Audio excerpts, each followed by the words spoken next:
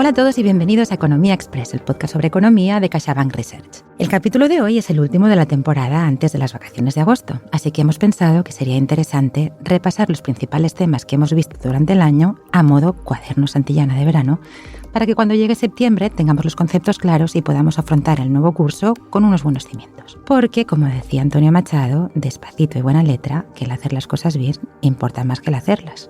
Y más teniendo en cuenta que en estos tiempos revueltos en los que vivimos es fácil que se nos emborronen las ideas. Así que hoy pasaremos de puntillas por la coyuntura, levantaremos la vista hacia el horizonte y hablaremos sobre algunos de los grandes retos de la economía. Porque más allá de si el PIB crece unas décimas más o menos, hay preguntas mucho más profundas que hemos tratado a lo largo del programa y a lo largo de nuestros informes mensuales de CaixaBank Research. Como por ejemplo, ¿qué pasa cuando vivimos cada vez más años y tenemos menos nacimientos? ¿O por qué cuesta tanto ganar productividad? ¿Hasta qué punto la inteligencia artificial puede ayudarnos o complicarnos la vida económica? ¿Se ha convertido la geopolítica en una variable tan importante como los tipos de interés? ¿Y qué hacemos con el cambio climático, ese elefante en la habitación al que parece que cueste mirar a los ojos? Para responder a estas preguntas, hoy repite uno de nuestros economistas de cabecera, Adrià Morrón. Y yo soy Patricia Esteban y esto es Economía Express. Economía Express, un podcast de CaixaBank Research. El informe mensual sonoro con Patricia Esteban.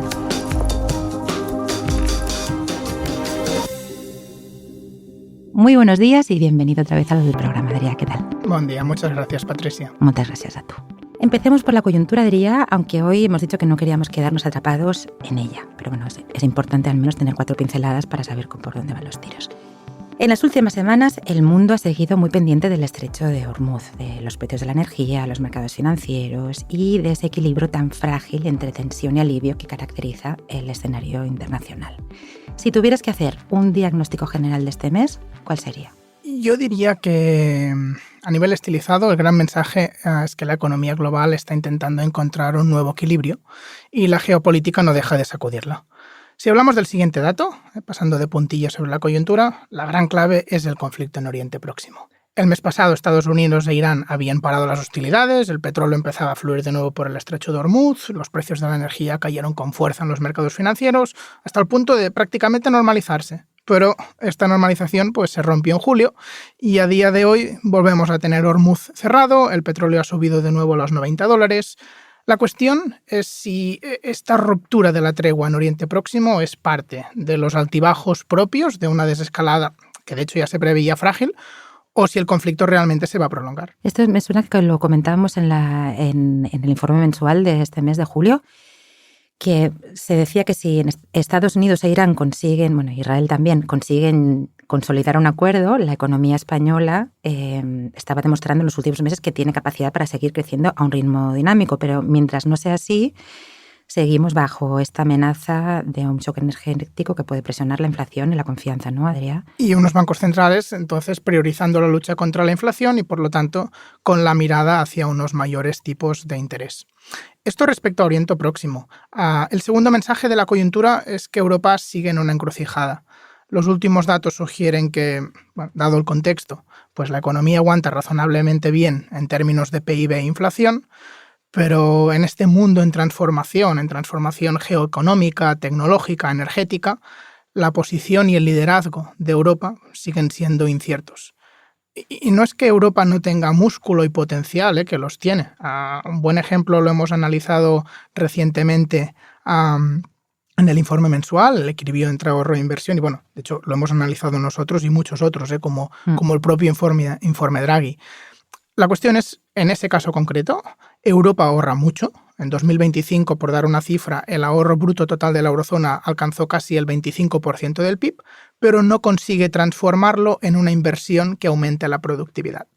Y ese es el desequilibrio entre potencial y realización de ese potencial que nos conecta directamente con los retos de fondo de los que hablaremos hoy. Muy bien, pues antes de lanzarnos a los temas de fondo, una última pregunta para que nos cuentes un poco cómo va España, porque hemos visto que según los últimos datos está teniendo un comportamiento relativamente positivo. Cuéntanos, Daria. Eso es. El tercer mensaje de coyuntura es que la economía española lo ha hecho mejor de lo esperado en los últimos meses y posiblemente seguirá entre las economías europeas que más crecen cuando se publiquen los datos de PIB de la eurozona del segundo trimestre, que es algo que saldrá en los próximos días. Lo comentamos en el informe de julio. La economía española cuenta con bazas para seguir creciendo a un ritmo dinámico, aunque también hay algunas señales que conviene mirar con cuidado, como la concentración de una parte importante del desempleo en colectivos con dificultades de inserción laboral. O retos estructurales, como la accesibilidad a la vivienda, la productividad del trabajo o el impacto del cambio climático, que entre otros puede ser relevante sobre sectores como el turismo. Y de lo que también hablaremos ahora seguidamente. Una cosa que a mí me interesa y de la que ya hemos hablado en otros programas, recuerdo una vez que creo que tú viniste también con Oriol Carreras, esta idea de que España a nivel macro va relativamente bien, bastante bien.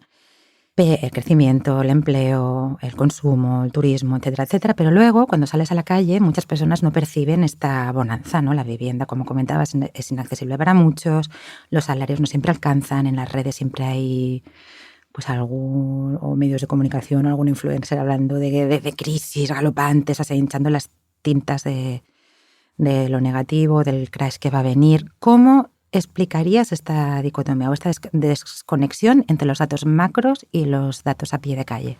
Bueno, es una gran cuestión con muchos ángulos y uno de ellos tocas un poco la vertiente friki de los economistas, esa dicotomía entre datos y percepciones, ¿no? Y los economistas tendemos a respaldarnos en los datos deseando que no mientan o que mientan menos que las percepciones. No, a ver, es una cuestión que hay que tomarla en serio, pero para responderte tengo que hacer un pequeño disclaimer friki. Bien, me gusta lo friki. Porque no puedo evitar decir que seguramente haya cierto sesgo pesimista en las percepciones, de manera intrínseca.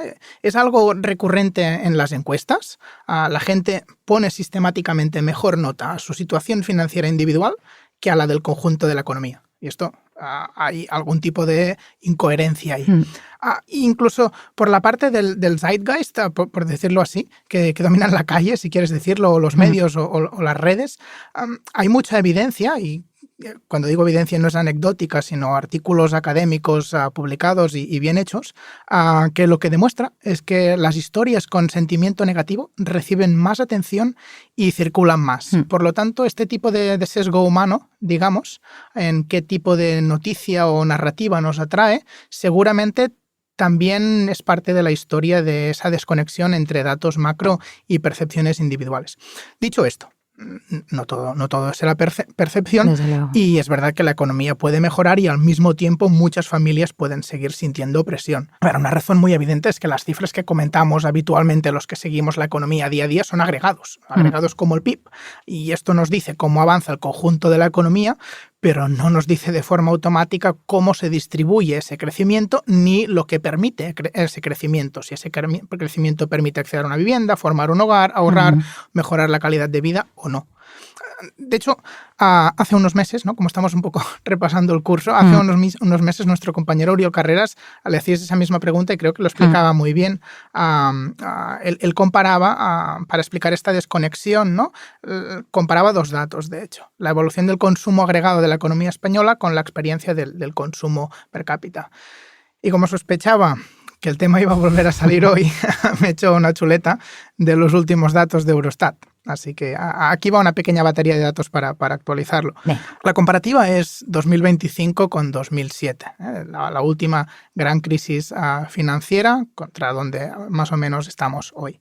Pues hoy el PIB español, el del conjunto de la economía, es casi un 20% superior. Si bajamos al PIB per cápita, es un 9% superior. Si bajamos un poquito más y vamos al consumo de los hogares, pues en el consumo total de los hogares españoles estamos un 7% por encima del 2007. Y si bajamos ya un peldaño más y nos vamos al consumo per cápita, pues al cierre de 2025 era apenas un 1% superior al consumo de los hogares per cápita promedio de 2007. O sea, que al final, bajando esglaones, nos vamos de un PIB total, que es un 20% superior, a un consumo de los hogares per cápita, que es un 1% superior comparando 2007 contra 2025. ¿Y esto qué quiere decir? Bueno, a ver, no todo el bienestar es consumo, pero seguramente el consumo es un determinante importante de la percepción que tenemos de lo bien o lo mal que va la economía. Y esta comparativa 2007-2025 ilustra que la economía española ha tardado muchos años en recuperarse plenamente de los efectos de la crisis financiera de 2008. Aunque la producción total pues haya crecido de manera notable, y de hecho pues no solo esa producción, también mercado laboral, la tasa de paro hoy es de las más bajas de casi los últimos 20 años, pues hemos tenido una recuperación muy dilatada en el tiempo y esto seguramente deja huella en la percepción de progreso. Es decir, que nos recordamos a nuestros padres consumiendo más o teniendo acceso a más bienes hace 20 años que ahora. Entonces esto nos sesga la idea de progreso individual. Probablemente hay una parte de sesgo, probablemente también hay una parte de pues los propios datos, ¿no? O sea, no es lo mismo un consumo per cápita un 1% sí, desde luego, por encima que un PIB total un 20% y evidentemente pues un largo periodo de estancamiento en el conjunto del periodo, pues es algo que seguro pesa en la percepción. Muy bien, a esto se suman retos estructurales, problemas estructurales que son un hecho. Aparte de esta percepción o de esta memoria económica, y uno de ellos es el problema de la accesibilidad. La vivienda es probablemente el ejemplo más claro, ¿no? Puedes tener empleo, puedes tener ingresos, incluso puedes vivir en una economía que crece, como es nuestro caso en España, pero si el precio de la vivienda sube más rápido que tu capacidad de ahorro o que tus ingresos, la cosa se complica. Esto es un hecho. Exacto. Y es una buena imagen, de hecho, la que dibujas, porque nos ayuda a entender por qué los retos estructurales son tan importantes. Por decirlo de alguna manera, la coyuntura, el último dato, pues nos dice si el coche va a 90 km por hora, a 100 km por hora.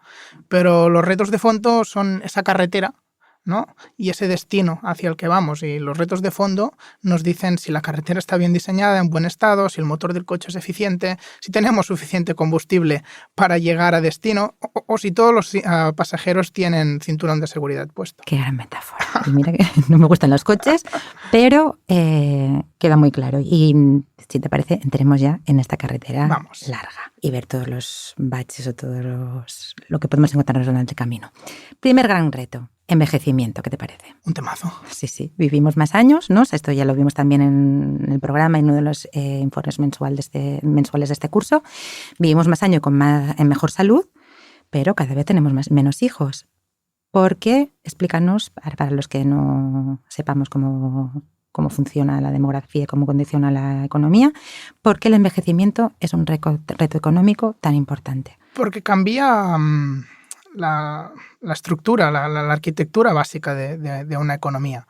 Cuando una sociedad envejece, cambia la proporción entre personas en edad de trabajar y que trabajan y personas jubiladas o que no trabajan. Y eso tiene efectos sobre el mercado laboral, pero tiene efectos sobre la capacidad de crecimiento, sobre la productividad, sobre el gasto público, sobre el sistema de pensiones, el sistema sanitario. Dicho esto, y antes de entrar al meollo, creo que hay que destacar en positivo que vivir más y mejor es una buena noticia, o al menos yo lo veo así, ¿no? Sí, no sé tú. Es verdad, sí, lo del sesgo negativo, bueno, depende cómo lleguemos a mayores y no lo sé. Sí, es buena noticia, sí. ¿No hay un economista, diría, que hablaba de algo así como la gran evasión, ¿no? De cómo la humanidad en los últimos, no sé, con 100 o 200 años estaba logrando escapar de los grandes males que le acechaban a nivel de, pues esto de salud, de pobreza, bueno, la humanidad o gran parte de ella, porque recordemos que hay grandes partes de la humanidad que siguen sufriendo, ¿no? No, eso es Angus Deaton, que es Nobel de Economía en 2015. Patricia, el virus de la economía va entrando en ti. Todo se pega menos la hermosura, amigo. Sí, Deaton habla de la gran evasión como la escapatoria de la humanidad de la pobreza, de la desnutrición y la esperanza de vida como un termómetro o el éxito de haber logrado esa gran evasión para al menos una parte de la humanidad. Lo que al final quiero decir con esto es que antes de entrar a todos los problemas que conlleva el envejecimiento, más que problemas igual debemos hablar de retos, ¿no? Porque la longevidad no es un problema en sí mismo, es un logro social, claro, sanitario, económico, como argumenta Deaton en su libro. El reto es cuando esa mayor esperanza de vida pues convive con una baja natalidad persistente, ¿no? Porque entonces lo que tenemos es un cambio en eso que llamamos, ¿no? la pirámide de la población, porque deja de parecerse a una pirámide y empieza a parecerse más a un obelisco. Digo obelisco porque de hecho es como así lo describe nuestro compañero Josep Mestres, que es el verdadero experto en estos temas, ¿eh? Y él lo asemeja a un obelisco porque a esa pirámide lo que le pasa es que se le estrecha la base por la baja natalidad y en cambio la parte superior se va agrandando progresivamente por la mayor esperanza de vida. Experto Josep en demografía y también en desigualdad, que esto es un tema que no olvidemos que, como decías, en gran parte de la humanidad sigue habiendo desigualdad y sigue habiendo pobreza en nuestra sociedad y en gran parte del planeta. Pero bueno, volvamos a las noticias positivas y tú decías que el problema entre comillas, era que a una mayor longevidad le acompañaba una menor natalidad y eso significa que hay menos personas en edad activa por cada persona mayor, ¿no? Y esto plantea varias preguntas, como por ejemplo, cómo se puede mantener el crecimiento de la economía, ¿no? Si la población trabajadora crece menos o incluso disminuye, o cómo financiamos las pensiones y la sanidad. O también incluso a otro nivel, cómo adaptamos las ciudades, ¿no? Las ciudades o los pueblos, las viviendas, los servicios, todo, cómo nos adaptamos a este cambio de patrón demográfico tan fuerte. Pues son muchas preguntas, muy difíciles todas, y creo que ilustran un punto general, que es que cuando hablamos de envejecimiento muchas veces pensamos inmediatamente en pensiones, pero el impacto va más allá. Las pensiones son una parte fundamental porque el envejecimiento aumenta la presión sobre el gasto público, pero también afecta al ahorro, a la inversión, a los tipos de interés, al consumo, incluso a la capacidad de innovación de una economía, ¿no? Según distintos estudios, de hecho. Una sociedad más envejecida al final tendrá patrones de consumo diferentes. Más gasto sanitario probablemente, más servicios de cuidados, más demanda de vivienda adaptada quizás también menos consumo en otras áreas. Y luego está el tema del crecimiento potencial que decías, ¿no? A largo plazo, cuando pensamos cuánto crecerá una economía a largo plazo, pues lo hace básicamente con dos mecanismos. Uno es porque tiene más personas trabajando, o dos, porque cada persona es capaz de producir más por hora trabajada, es decir, la productividad. Las economías envejecidas, pues probablemente crecerán menos porque habrá menos personas en edad de trabajar, pero por eso, especialmente, se vuelve todavía más importante la productividad. Que es el segundo gran reto que queríamos tratar en el programa de hoy, la productividad. Pero antes de entrar en el tema, hablando de demografía, y creo que es obligado hablar sobre inmigración. Brevemente, Adrià, porque a la vuelta de vacaciones habremos publicado un dossier sobre el tema en el informe mensual de septiembre y lo comentaremos en detalle en el podcast. Pero la inmigración, en principio, puede ayudar a mitigar el impacto del envejecimiento, ¿no, Adrià? Claro. De hecho, con los datos en la mano, la inmigración parece una palanca demográfica inevitable para atenuar el declive poblacional. La inmigración contribuye a aumentar la población en edad de trabajar, contribuye a sostener la actividad, contribuye a cubrir necesidades laborales en determinados sectores. A la vez, pero, aunque sea inevitable, también es una palanca delicada, porque afecta aspectos sociales, aspectos culturales. Entonces, para aprovechar realmente esta palanca de manera sostenible, es fundamental acompañarla de políticas de integración y no olvidar la cohesión social. En cualquier caso, gestionar las consecuencias económicas del envejecimiento no es cuestión de una sola palanca. Como todo en la vida en general, ¿no? Suelen ser todos muchos factores, no uno solo, no hay una varita mágica que lo solucione todo, ¿no, Adrià? En envejecimiento, pues además de la inmigración, podemos incrementar la oferta de trabajo de otras maneras. Hace unos meses, nuestro compañero David Martínez Turégano, que estuvo en el programa y que es un gran economista y mejor gastrónomo, ahora que lo tenemos aquí, lo podemos decir, que lo sepa. Sí. Pues decía que David mostraba que, como en Europa, pues todavía hay margen de mejora en la participación laboral de la mujer y de trabajadores a partir de 60 años. Esta participación laboral pues, puede potenciarse con medidas como mejoras en la conciliación familiar, fórmulas laborales flexibles, provisión de servicios de educación infantil o, por la parte de trabajadores mayores, pues suavizar la transición hacia la jubilación con modalidades de empleo alternativas o mejorar las condiciones de salud con las que como sociedad todos llegamos al envejecimiento, ¿no? Pero como dices, esto merece un episodio propio. Que, si Dios quiere, tendremos el mes de septiembre. Así que pasemos a la productividad, si te parece, Adrià, y a mi gran amiga, la inteligencia artificial. Lo de gran amiga es un poco... Se entiende. Irónico, porque soy de las que les tiene un poco de miedo. Estás escuchando Economía Express, un podcast de CaixaBank Research, con Patricia Esteban. ¿Por qué la productividad, Adrià, es una obsesión tan recurrente entre los economistas? No sé si obsesión es la palabra adecuada, pero sé que os preocupa. Y ya, sí, no sé si esto es entrar en abrir un melón más complicado, pero ¿por qué tenemos que ser productivos y crecer más? Siempre, cuando además los recursos del planeta son finitos. No nos podemos quedar como estamos, intentar lo que tenemos, repartirlo un poco mejor. Bueno, es una reflexión interesante, muy legítima. A ver, de hecho, si miramos bien el concepto de productividad, la productividad en lo que consiste es crecer sin necesariamente usar más recursos. Y antes de entrar al tema, dices, ¿por qué una obsesión? Bueno, a veces ayuda a mirarse las cosas un poco desde fuera o con visión general. Hay en el mundo 800 millones de personas en pobreza extrema. Pobreza extrema significa menos de $3 al día, que viven con menos de $3 al día. 800 millones. Esto es aproximadamente un 10% de la población mundial. Hace 30 años la cifra era de un 40% de la población mundial. La gran diferencia ha sido el crecimiento de China y también en parte de la India. Si tiramos más atrás en el tiempo, hace 250 años, estaríamos hablando de cerca de un 80% de la población mundial en pobreza extrema. Madre mía. Escapar de aquí ha sido esa gran evasión que decíamos antes del libro de Angus Deaton. Y aunque la discusión es muy legítima, muy relevante, de brocha gorda hemos salido de aquí de la mano de crecimiento económico y de productividad. Pues gracias por decírmelo, porque me quedo más tranquila. Y además esto me hace pensar, Adrià, que cuando me preguntabas en principio vivir más y mejor, y más vivir más es positivo, y pensaba, sí, en principio sí pensaba, no.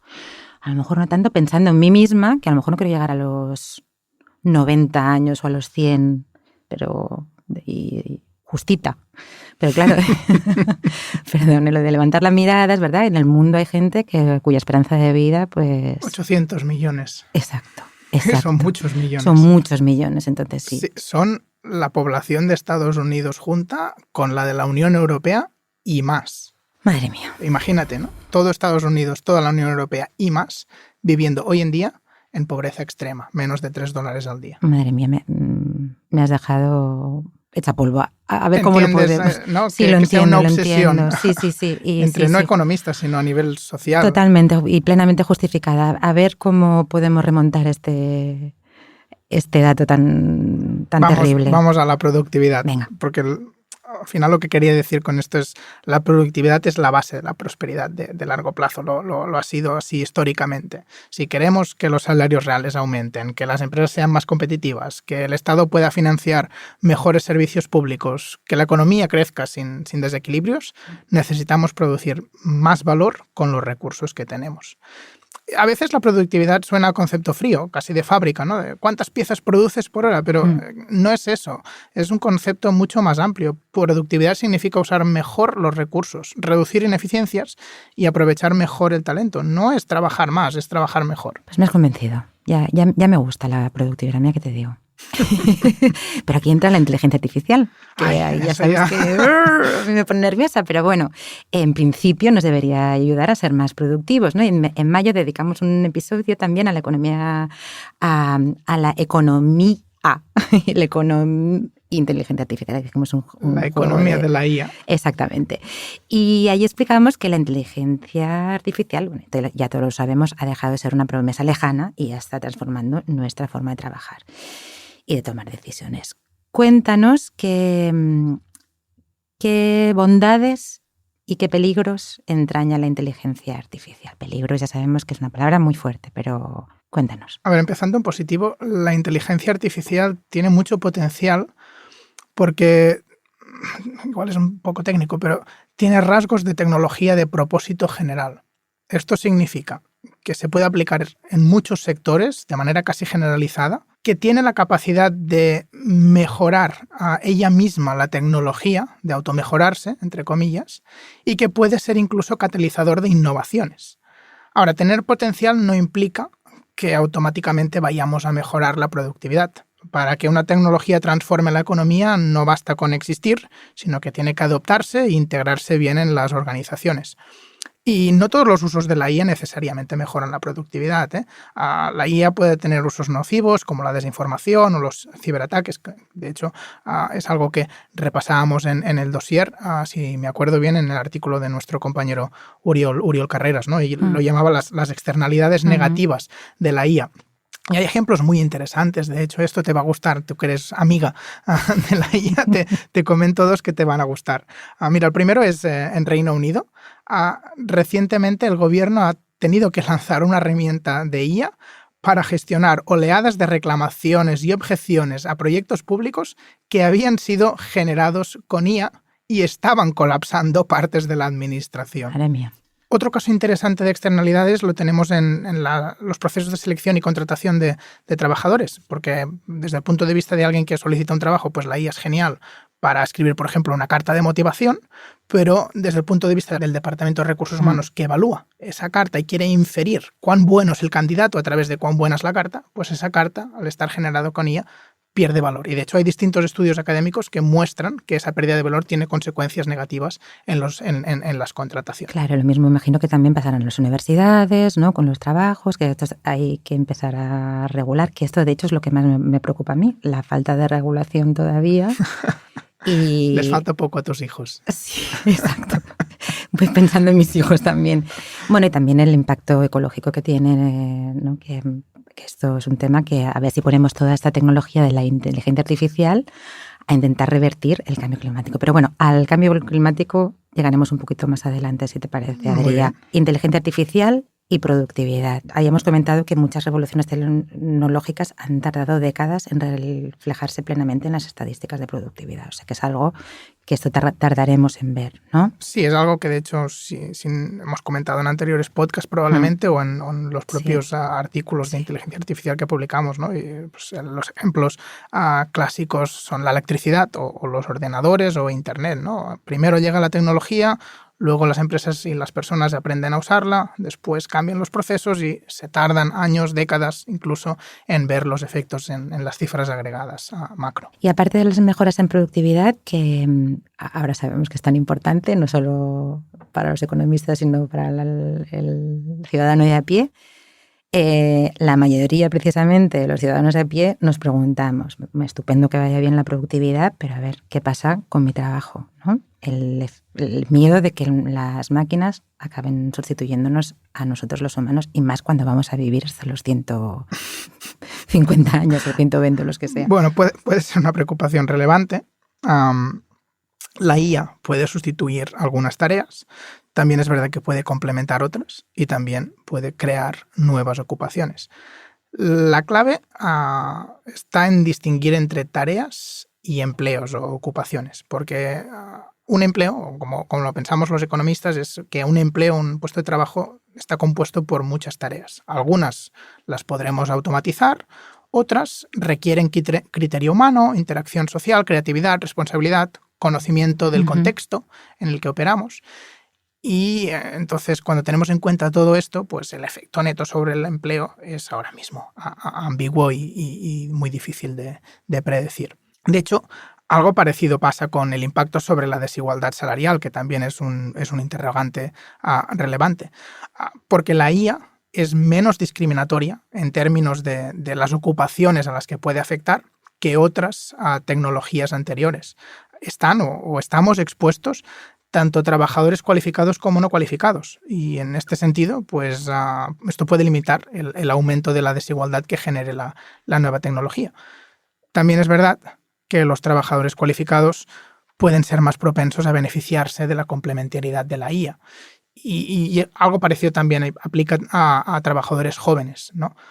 Porque son, por un lado, el colectivo más expuesto, pero también el que puede tener mayor capacidad de adaptación. Creo que la adaptación es bastante la palabra clave, ¿no? de todos estos retos a los que nos enfrentamos, ¿no, Adrià?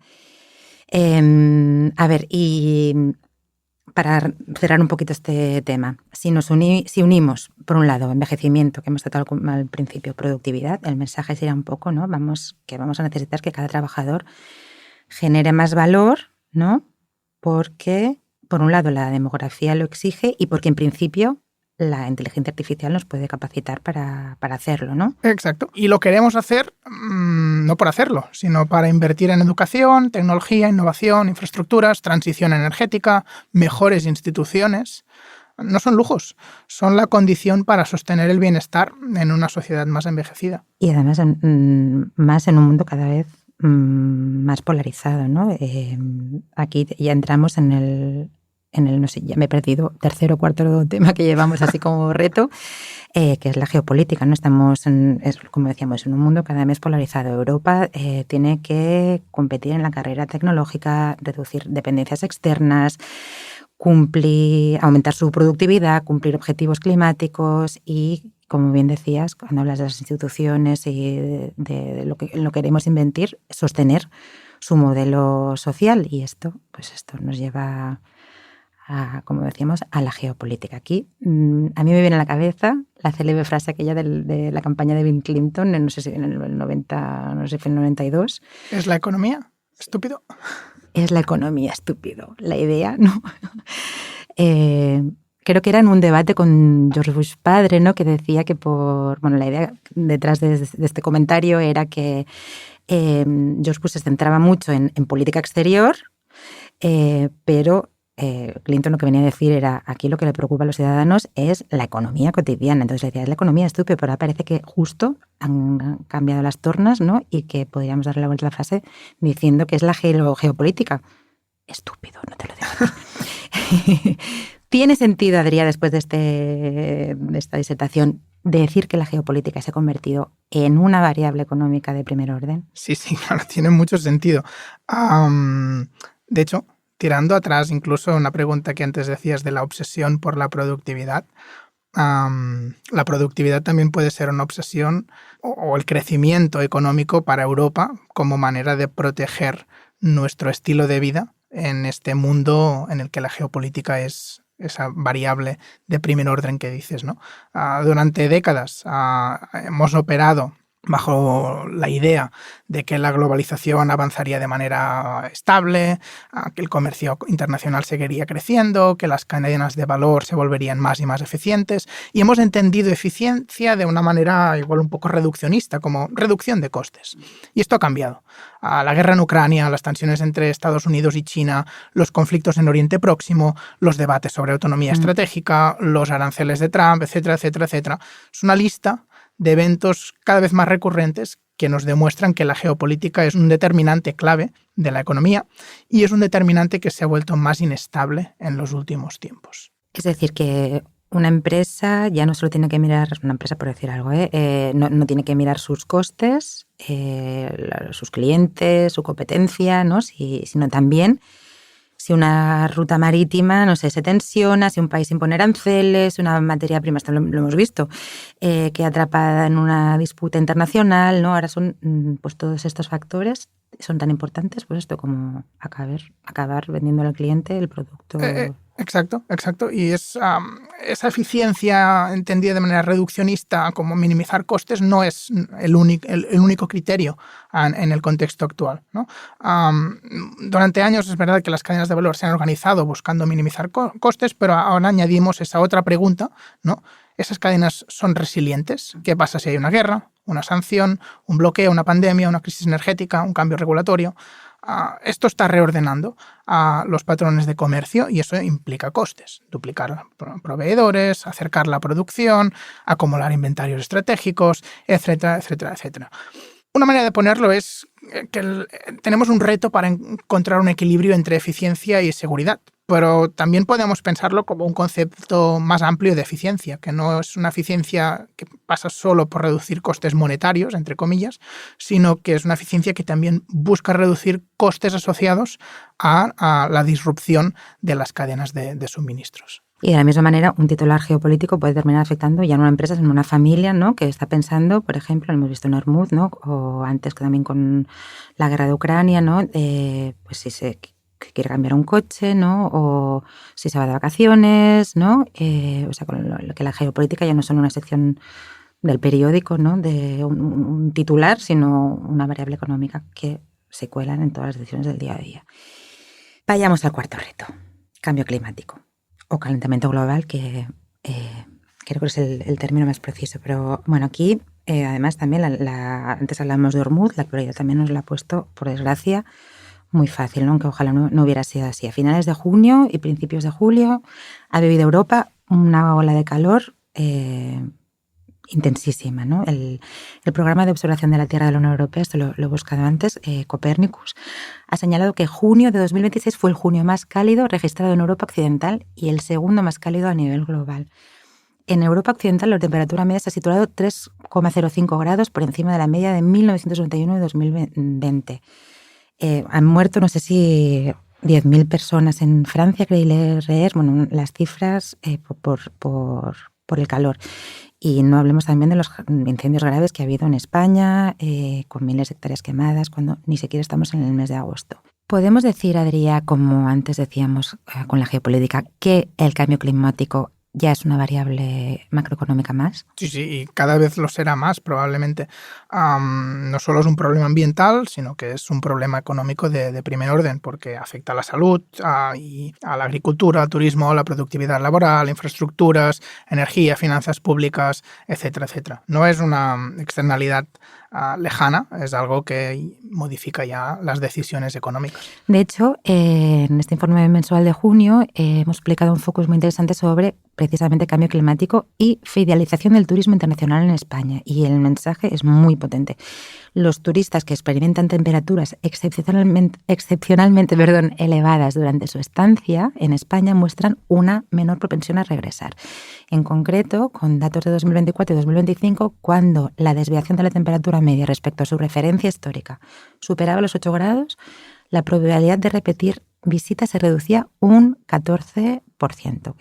No, es un resultado muy relevante y en un sector importante para la economía española. Una parte del atractivo turístico de España se apoya en el clima. Y si las experiencias de calor extremo se vuelven más frecuentes, pues algunos turistas pueden replantearse cuándo viajan, a dónde viajan o si repiten destino. Y además, estos resultados ilustran un punto más general, que es que la lucha y la adaptación al cambio climático son parte del reto de competitividad de la economía española. Pues sí, y como hablas de adaptación, hacemos balance y estos 4 retos que hemos comentado, que eran envejecimiento, productividad, inteligencia artificial, geopolítica, cambio climático, son como piezas de un mismo puzzle que tienen un hilo conductor que es precisamente esto, la adaptación, que el crecimiento de los próximos años dependerá, pues esto de, el subcrecimiento y hasta la supervivencia, ¿no?, de nuestra capacidad de adaptación. Bueno, si me pondría tan trascendental. Yo soy muy intensa, chico. Como economista y friki un poquito de los números, sí, totalmente en la parte de adaptación a sociedad más envejecida, a nuevas tecnologías, a reordenación de la geopolítica global y lamentablemente al cambio climático. Aunque también hay una lectura positiva y es que todos estos retos tienen palancas de actuación. Podemos invertir en formación, en innovación, energía limpia, vivienda, infraestructuras, adaptación climática, integración laboral, tecnología. La clave es no esperar a que los problemas sean urgentes para empezar a responder y prevenir. Y esto son esos cuadernos Santillana que decías al principio. Sí, que no solo repasar, sino llegar a septiembre con el trabajo avanzado. Y mira, te voy a dejar una frase a ver qué te parece, que es un poco de taza de desayuno de economista. Pues que aparte de predecir el futuro económico, también se tiene que construir. ¿Qué te parece? Muy de taza de desayuno. Mira, te la remato. El futuro económico no se predice solo, también se construye. Oh, ahora sí que tenemos una buena taza. Mira, mañana te la llevo a la oficina. Y después de estas tonterietas que nos gusta decir de vez en cuando, pasemos a la sección final detrás del dato para demostrar que los economistas, aparte de personas científicas y rigurosas, también sois personitas. Bueno, intentamos evitarlo, pero no siempre lo conseguimos. Después de hablar de envejecimiento y inteligencia artificial, geopolítica, bla, bla, bla, todo lo que hemos hablado, danos algo ligerito. ¿Qué recomiendas a nuestros oyentes para este verano poder desconectar, poder relajarse, aparte de estos deberes Santillana que les hemos puesto? Que parece que estamos haciendo publicidad, pero no. A lo mejor no, tú tenías un cuaderno Sanaya o de cualquier otra editorial. ¿Qué recomiendas a nuestros lectores para desconectar y para estar a gusto? No recomiendo nada. Lo que tú misma dices, ¿no? Desconectar, a relajar y disfrutarse del verano, del país tan bonito que tenemos, de la familia, de uno mismo. Yo voy a leer Moby Dick y me voy a pedalear por los castillos del Loira con mis hijas. Muy bien. Y a la vuelta, ahí sí, que los oyentes no dejen de seguirnos, que nosotros continuaremos analizando y divulgando sobre estos temas y para entonces prometemos alguna recomendación de lectura más profunda si cabe. Muy bien, pues hemos hablado de coyuntura, de la distancia entre los buenos datos macro, la experiencia cotidiana, de envejecimiento, productividad, inteligencia artificial, geopolítica, cambio climático, que ha sido un menú bastante contundente para ser verano, pero que esperamos que no se os haya hecho demasiado pesado. Muchas gracias, Adrià, por haber venido. A ti, Patricia, por tu invitarme. tiempo y tu manera tan didáctica de explicarnos todo.